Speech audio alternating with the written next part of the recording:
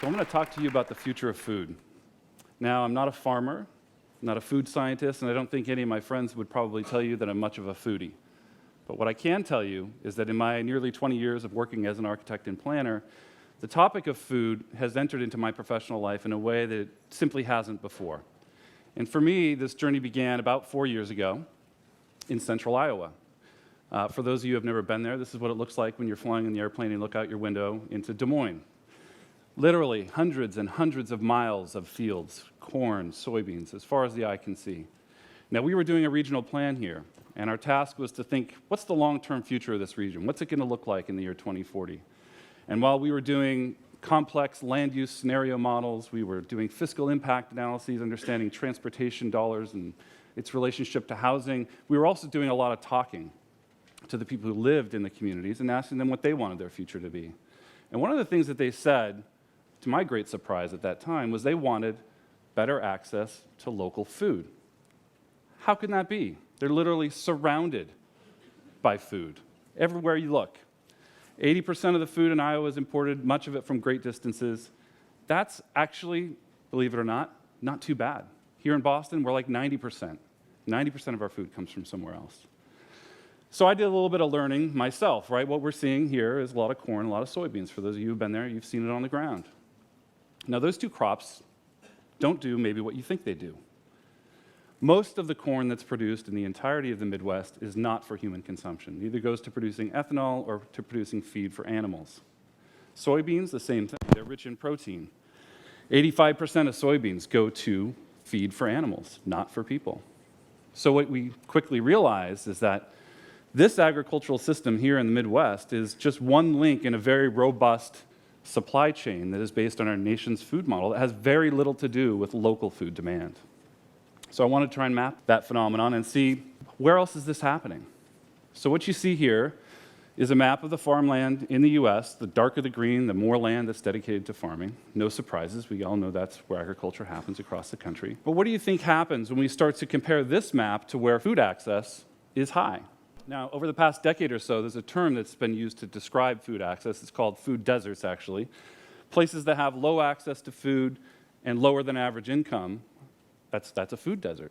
So I took a map of the food deserts across the country and overlaid it on this one. Look at what happens. There's no correlation whatsoever. Maybe not a big surprise, but to me it was an incredibly important moment in my understanding of how our food systems work. Basically, all that area in the middle of the country turns this ugly color of brown. There's food deserts everywhere. People can't access food even though they can see it out their back windows. Now, as planners, we spend a lot of time thinking about what kinds of resources do our communities need to grow? How can we make our existing communities consume less resources? Well, in California, we have a really big resource problem with water. So in California, the drought of 2015 is not just a phenomenon of this year, right? This is a 4-year episode that has created these severe drought conditions. So why is that so important to the world of food? Well, that area in the dark red, right? These areas of exceptional drought, this area I'm going to outline for you in white, that happens to correspond with the geographic boundaries of the Central Valley. What happens in the Central Valley? Well, one thing, I grew up there, but 3/4 of all of the lettuce that everybody in this room eats comes from that area within California. 90% of all the strawberries you eat comes from that area in California. 92% of all the tomatoes you eat comes from that area in California. And the list goes on. So I wanted to try and quantify that a little bit so we can understand what's going on. How much water are we talking about? Now, these 13 fruits and vegetables share two things in common. Number one, they're all major exports from California. Number two, they all have very high water content, in fact, higher than 90%. So if we shift our perspective just for a moment, and each one of these percentages here reflect the water content of each of those fruits and vegetables, what we're actually doing when we put these things on trucks is shipping water. How much? Just these 13 alone is the same as taking 1,000 of the biggest water trucks you can possibly find, loading them up with water in California, and driving them across the country every day of the year. That's just the water that's embodied within those fruits and vegetables. How much does it take to grow stuff? Well, there's one crop which outweighs them all. 80% of the water in California is used for agriculture. There's one crop that takes more than anyone, which is alfalfa hay. And again, it's the same phenomenon we saw in Iowa. We're not eating this stuff. We're producing it for animals. People don't think about the water footprint of the meat that you eat, but when you realize that just the amount of water that it takes to grow hay in California is the same as all of the households in the entire state, that's pretty phenomenal. Now, this is surprising to us because we don't typically think about how or where our food comes from. It's sort of like if you ask people where you get your food, chances are they're going to tell you at the grocery store.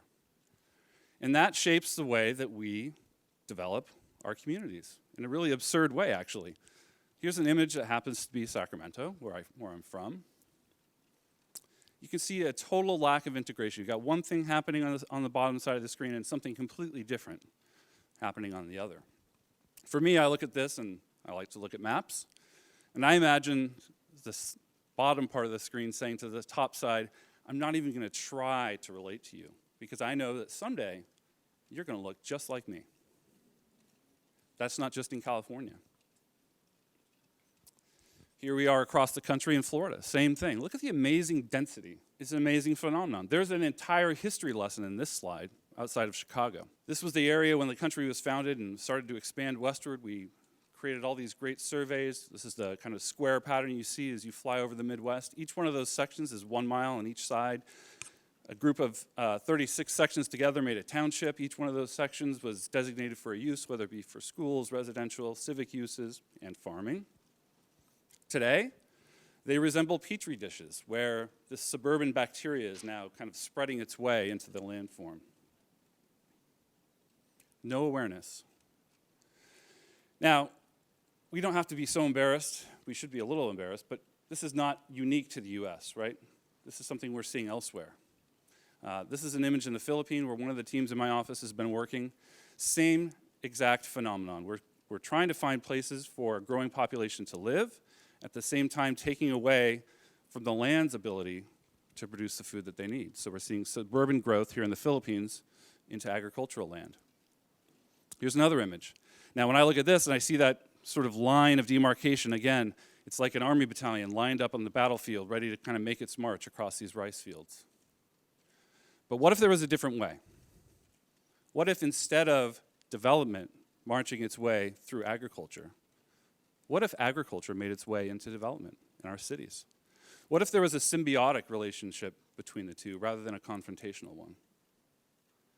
How great would it be if the public realm looked something like this?